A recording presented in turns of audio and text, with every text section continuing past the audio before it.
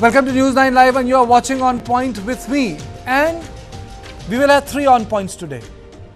In the first On Point, we will discuss the row created by actor turned Lok Sabha MP Kangana Ranaut in context of her remarks on farm laws. BJP MP from Mandi, Kangana Ranaut, once again stirred up a controversy by suggesting that the 3 farm laws repealed after extensive protest by farmers should be reinstated. This is what she said in an interview, and let me take you through the graphic. I know this will be controversial, but I feel the farm laws that were repealed should be brought back. The farmers themselves should demand it. They are a pillar of strength for the nation's development, and I want to appeal to them. Demand the laws back for your own good. Her remarks drew sharp criticism from her own party and the opposition, prompting BJP to swiftly distance itself from her statement. Rahul Gandhi took a different spin on this controversy.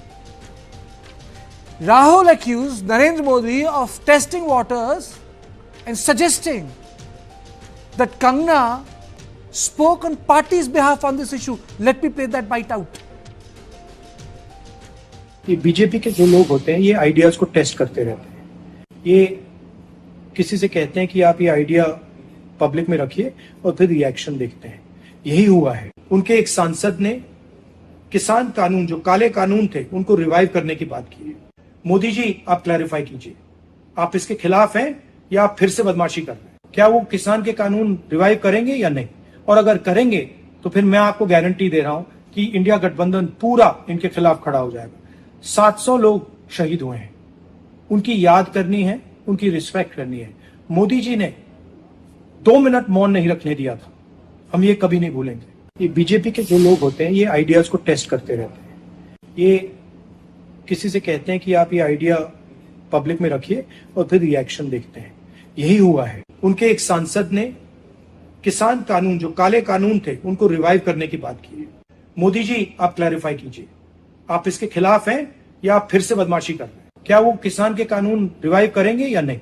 और अगर करेंगे तो फिर मैं आपको guarantee दे रहा हूं कि इंडिया गठबंधन पूरा इनके खिलाफ खड़ा हो जाएगा। 700 लोग शहीद हुए हैं, उनकी याद करनी है, उनकी रिस्पेक्ट करनी है। मोदी जी ने 2 मिनट मौन नहीं रखने दिया था, हम ये कभी नहीं भूलेंगे। Bharatiya Janata Party to clarify that Kangana's comments were her personal views and do not represent the party view. तमाम सोशल मीडिया प्लेटफॉर्म्स पर कंगना रनौत जी, जो कि भाजपा की सांसद नेत्री हैं, उनका एक बयान 3 कृषि कानूनों को लेकर, जो कि पहले वापस लिए गए थे, चल रहा है। मैं बिल्कुल स्पष्टता से कहना चाहता हूं, ये बयान कंगना रनौत जी का व्यक्तिगत बयान है एवं भारतीय जनता पार्टी की तरफ से ना कंगना रनौत जी ऐसा कोई बयान देने के लिए अधिकृत हैं और ना ही उनका बयान, जो पार्टी की सोच है 3 कृषि कानूनों को लेकर, उसको दर्शाता है। इसलिए उस बयान का हम खंडन करते हैं। Kangana, getting the cue, also changed her position on the issues. Now let's listen in to what Kangana Ranaut had to say. नमस्ते दोस्तों, पिछले बीते कुछ दिनों में मीडिया ने मुझसे फार्मर्स लॉ पे कुछ सवाल किए और मैंने ये सुझाव दिया कि किसानों को फार्मर्स लॉ वापस लाने का प्रधानमंत्री जी से निवेदन करना चाहिए। मेरी इस बात से बहुत सारे लोग निराश हैं और डिसअपॉइंटेड हैं। जब फार्मर्स लॉ प्रपोज हुए थे तो हम बहुत सारे लोगों ने जो है उनका समर्थन किया था, लेकिन बड़ी ही संवेदनशीलता से और सहानुभूति से हमारे माननीय प्रधानमंत्री जी ने वो लॉज जो थे वापस ले लिए थे। और ये हम सब कार्यकर्ताओं का कर्तव्य बनता है कि हम उनके शब्दों की गरिमा रखें। मुझे ये बात भी ध्यान रखनी होगी कि मैं अब एक कलाकार नहीं, भारतीय जनता पार्टी की कार्यकर्ता हूँ और मेरे ओपिनियंस अपने नहीं होने चाहिए, वो पार्टी का स्टैंड होना चाहिए। तो अगर मैंने अपने शब्दों से और अपनी सोच से किसी को डिसअपॉइंट किया है, मुझे खेद रहेगा। I take my words back. Thank you. नमस्ते दोस्तों, पिछले बीते कुछ दिनों में मीडिया ने मुझसे फार्मर्स लॉ पे कुछ सवाल किए और मैंने ये सुझाव दिया कि किसानों को फार्मर्स लॉ वापस लाने का प्रधानमंत्री जी से निवेदन करना चाहिए। मेरी इस बात से बहुत सारे लोग निराश हैं और डिसअपॉइंटेड हैं। जब फार्मर्स लॉ प्रपोज हुए थे तो हम बहुत सारे लोगों ने जो है उनका समर्थन किया था, लेकिन बड़ी ही संवेदनशीलता से और सहानुभूति से हमारे माननीय प्रधानमंत्री जी ने वो लॉज जो थे वापस ले लिए थे। और ये हम सब कार्यकर्ताओं का कर्तव्य बनता है कि हम उनके शब्दों की गरिमा रखें। मुझे ये बात भी ध्यान रखनी होगी कि मैं अब एक कलाकार नहीं, भारतीय जनता पार्टी की कार्यकर्ता हूँ और मेरे ओपिनियंस अपने नहीं होने चाहिए, वो पार्टी का स्टैंड होना चाहिए। तो अगर मैंने अपने शब्दों से और अपनी सोच से किसी को डिसअपॉइंट किया है, मुझे खेद रहेगा। I take my words back. Thank you. So this is not the first instance when BJP had to distance itself from Kangana Ranaut's remarks.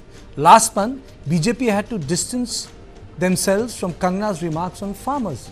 BJP had to say that she is neither permitted nor authorized to comment on the party policy matter. Before this, Kangana had ignited another controversy after the slapgate at an airport. She alleged that there is growing extremism in Punjab. Her controversial statements have been a constant source of embarrassment for Bharatiya Janata Party. Now, as Rahul Gandhi said, are Kangana's remarks a test balloon? On this, I am joined by Suresh Koshtu, political analyst, Advocate Manaswi Thapar, another analyst, and my input editor, Brijesh Pandey. Brijesh, I'll begin with you. I mean, say, what sort of politics is Kangana Ranaut representing in BJP?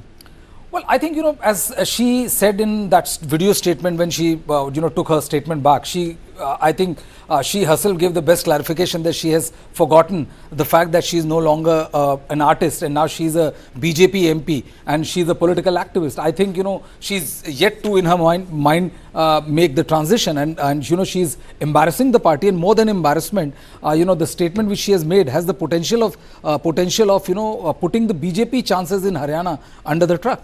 I mean, farm laws and protest against farm laws has evoked sharp reactions in the state of Haryana and Punjab. And going by the fact that, a month before when she spoke about caste census, that also triggered a sharp response from the opposition party, and an embarrassed BJP had to distance itself from Kangana Ranaut's remark. I think, the BJP was quick to understanding the kind of damage it would do, was quick to distance itself. But I think the party, someone very senior in the party, last time she met JP Nadda, the party president, but I think someone very senior in the party has to read a rat act to her, that, that she has to behave within the confines, and she cannot take a stand which is contrary to the stand which has been taken by either the BJP president JP Nadda or Home Minister Amit Shah or Prime Minister Narendra Modi. Otherwise, other than embarrassing and being a big headache for the Bharatiya Janata Party, she's going to serve no other purpose. Suresh, do you think it's a political balloon?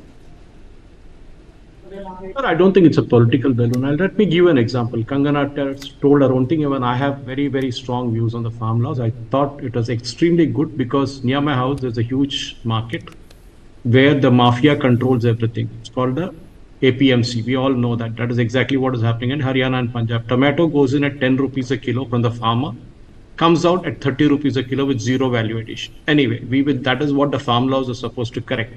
Okay, so that the farmer gets a relevant kind of rates for that.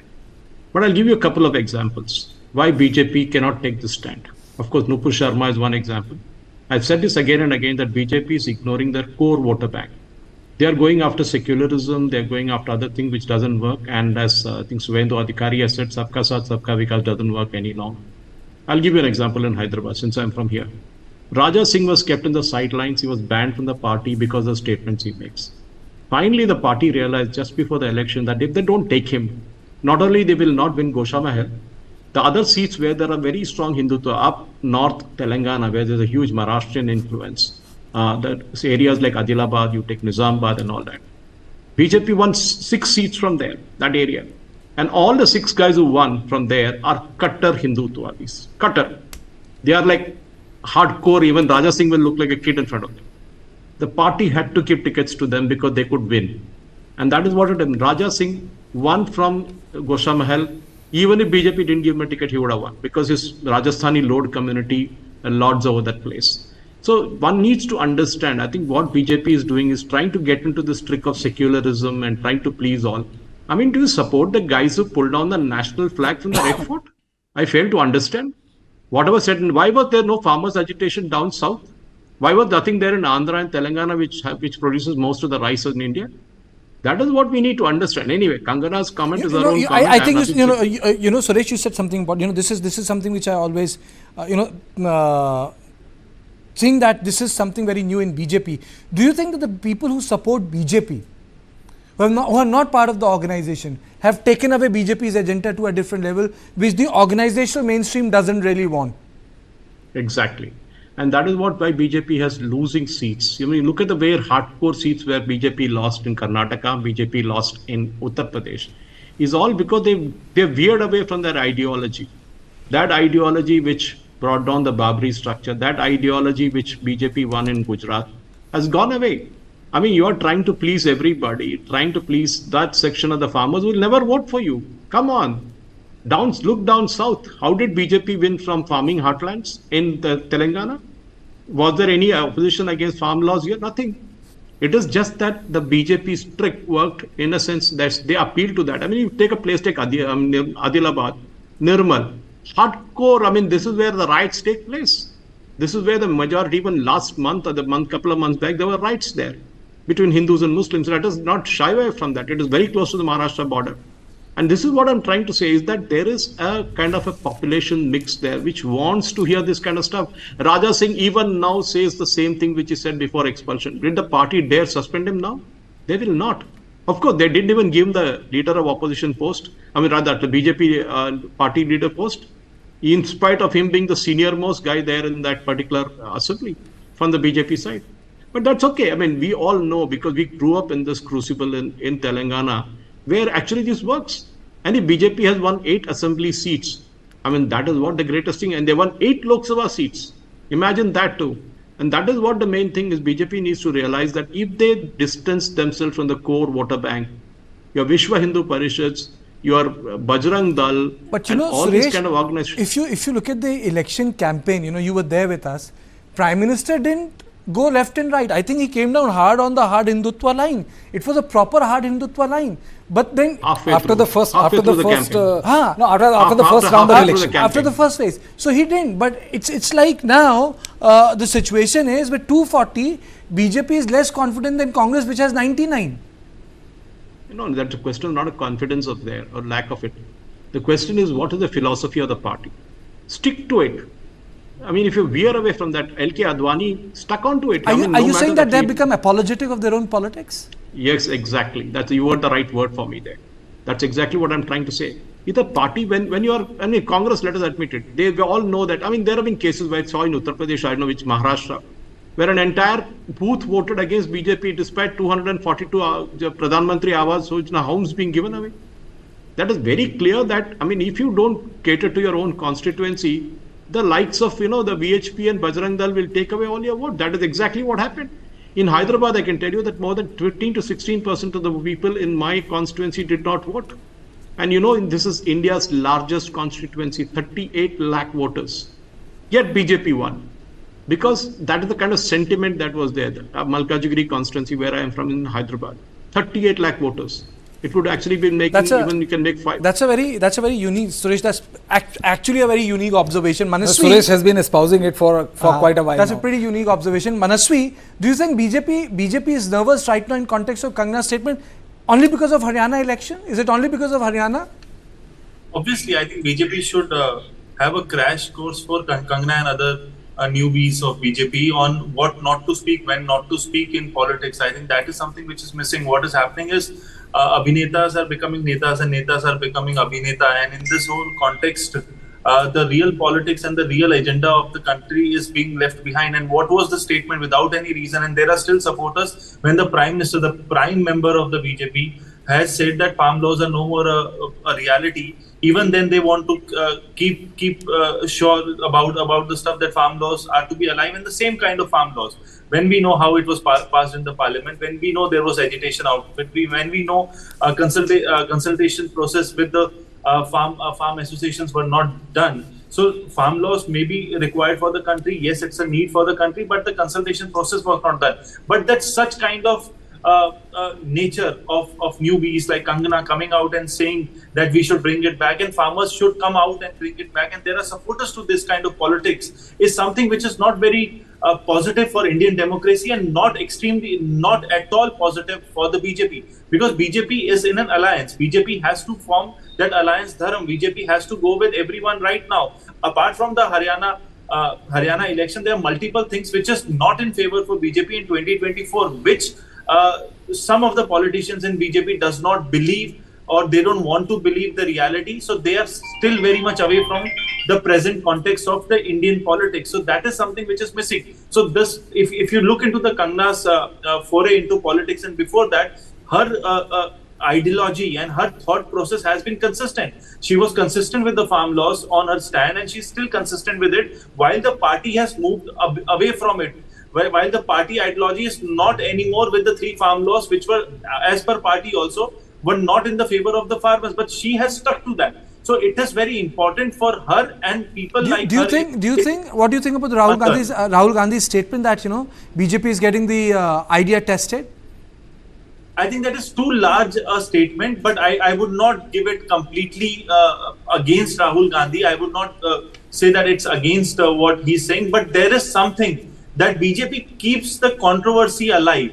Had it been the case, a strong political party with such a strong leader, which India has never seen, as per the BJP's foray, as per the BJP's contribution in the country, they say that Prime Minister Narendra Modi is the biggest leader of the country. I don't feel when you have the largest, strongest, biggest leader of the country, there could be any statement off the record.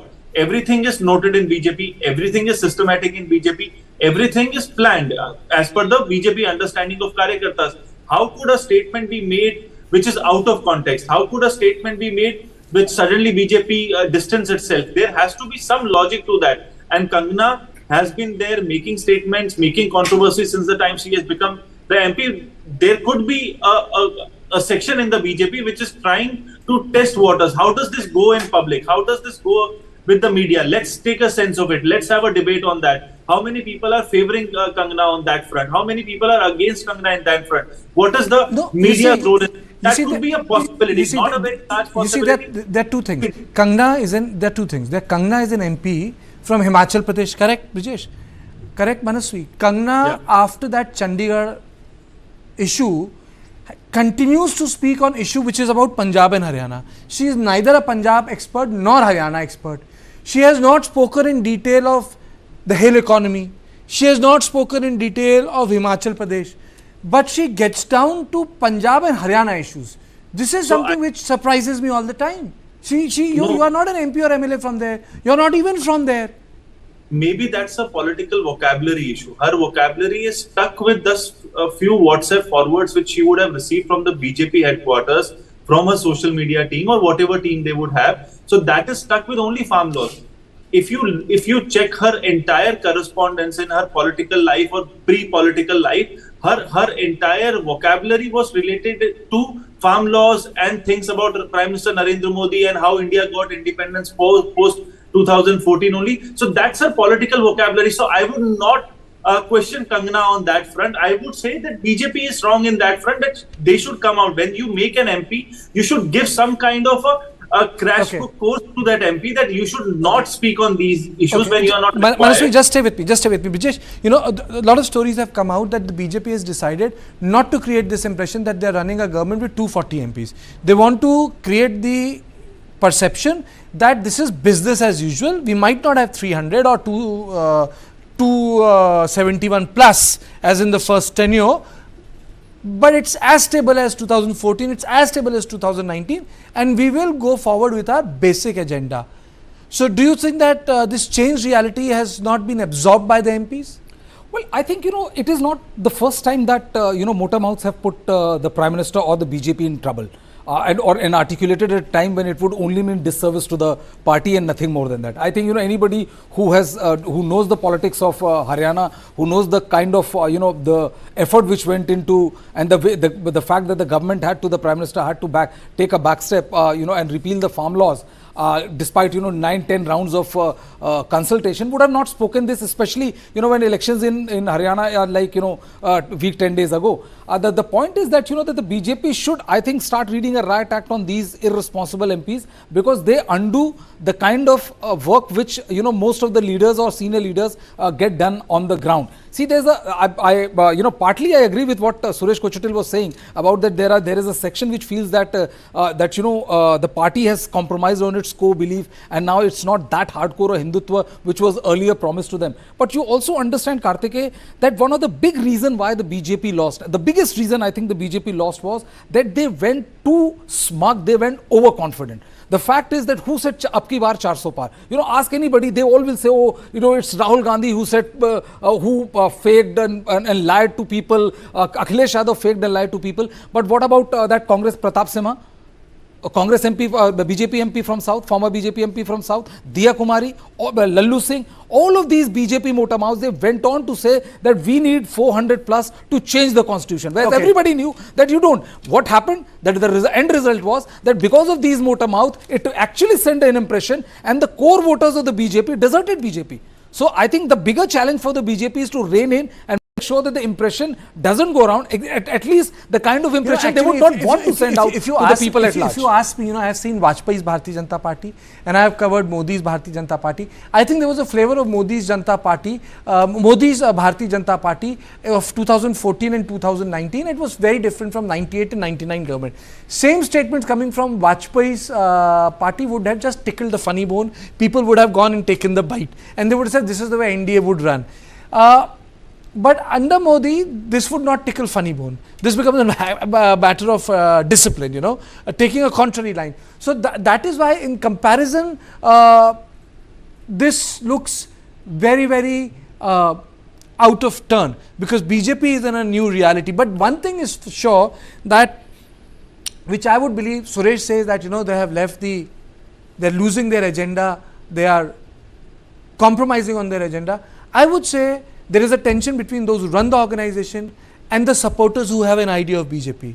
I don't want to use the word bhakt, you know, but those supporters who think that they know what the right stands for. And then those who run the party have a different idea of what India's right is. And I think that's where the real clash is. I thank you, Suresh. I thank you, Manasvi, for joining me in this debate. Thank you for very useful comments on why this controversy has happened and why has it acquired this shape. But this was only on point number 1. Do not go away. After the break, I'll come back with on point 2.